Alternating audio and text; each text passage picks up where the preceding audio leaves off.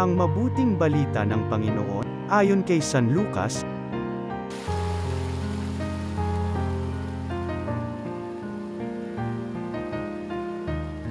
Noong panahong yun, umalis si Jesus sa sinagoga at nagtungo sa bahay ni Simon.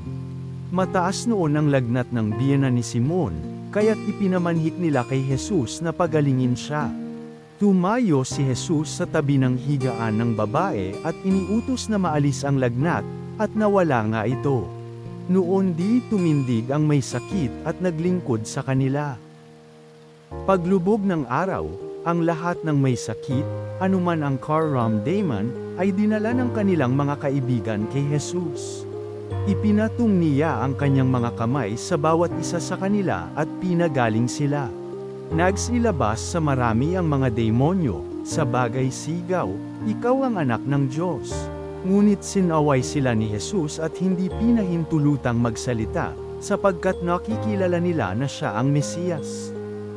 Nang mag-umaga na, umalis si Jesus at nagpunta sa isang ilang na puok.